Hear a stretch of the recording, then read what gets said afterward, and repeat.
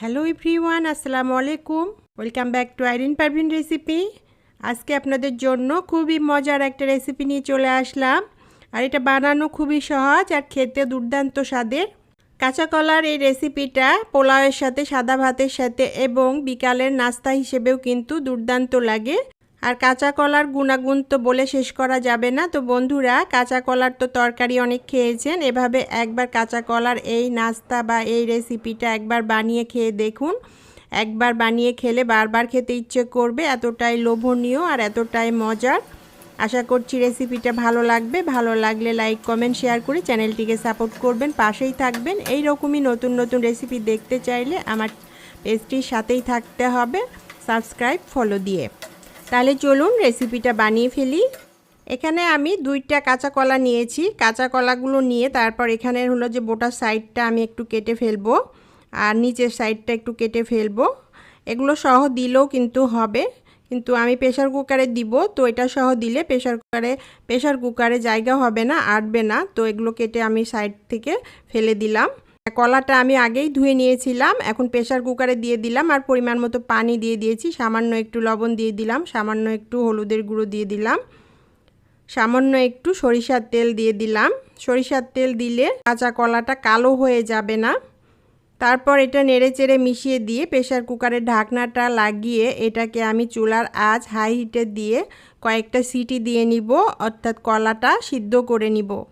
কলাটা সিদ্ধ করে নিয়েছি আর ঠান্ডা করে নিয়েছি। এখন হলো খোসাটা আমি এখানে ছাড়িয়ে নিলাম।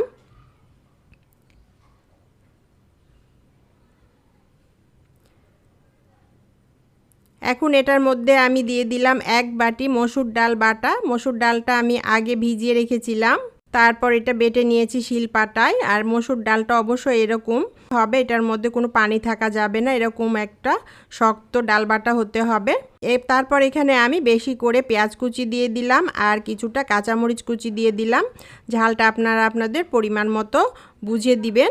তারপর এখানে আমি হাফ চামচ মরিচের গুঁড়ো দিয়ে দিলাম, হাফ চামচ ধনে গুঁড়ো দিয়ে দিলাম, হাফ চামচের থেকে একটু কম লবণ দিলাম, হাফ চামচ জিরার গুঁড়ো দিয়ে দিলাম, আর এখানে আমি হাফ চামচ গরম মশলার গুঁড়ো দিয়ে দিলাম আর সামান্য একটু হলুদের গুঁড়ো দিলাম, এটা সুন্দর একটা কালার আসার জন্য। তারপর এগুলোকে পেঁয়াজ আর কাঁচামরিচটাকে একটু লবণ দিয়ে ভালো করে চটকিয়ে নিব, খুব হাত দিয়ে ঘষে ঘষে কচলিয়ে মাখিয়ে নিব যেন পেঁয়াজ আর কাঁচামরিচটা একদম সফট নরম হয়ে যায়।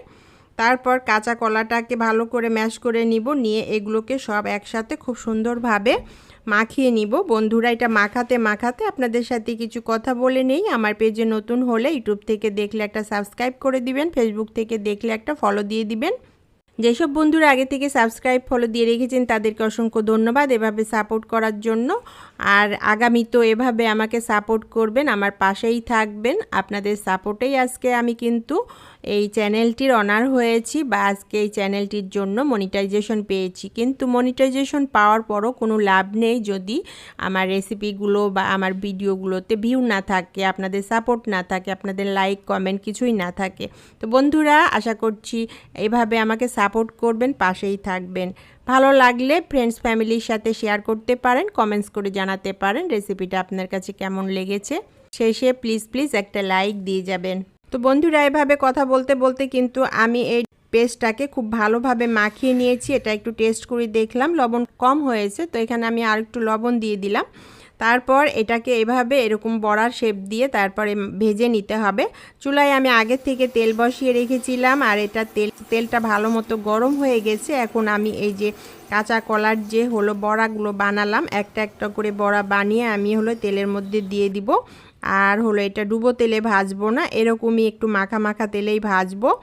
আর এটাকে হলো একদম চুলার আঁচ মিডিয়াম টু লো আঁচে রেখে ভাজবো যেন একদম মুচমুচে ক্রিস্পি হয় আর ভেতরটাও খুব ভালোভাবে সিদ্ধ হয়ে যায়। তারপর এটাকে কিছু সময় ধরে ভেজে নিলাম। এক সাইড ভাজা হয়ে গেছে খুব সুন্দরভাবে, এটাকে উল্টিয়ে দিলাম, দিয়ে অপর পিসটাও ভেজে নিব। তো এভাবে মচমচে করে 2 পিসটা ভাজা হয়ে গেছে। এখন আমি হলো কলার এই বড়াগুলোকে বা চপগুলোকে উঠিয়ে নিলাম, নিয়ে একইভাবে আরও কিছু হলো কলার চপ বা বড়া এখানে দিয়ে দিলাম, দিয়ে এটাকেও ঠিক একই প্রসেসে ভেজে নিলাম। ভাজা হয়ে গেছে, এগুলোকে উঠিয়ে নিলাম। সবগুলো ভেজে নিয়ে আমি এগুলোকে একটা প্লেটে করে পরিবেশন করে দিলাম। আজকে দুপুরে সাদা ভাতের সাথে এই বড়াগুলো পরিবেশন করেছিলাম।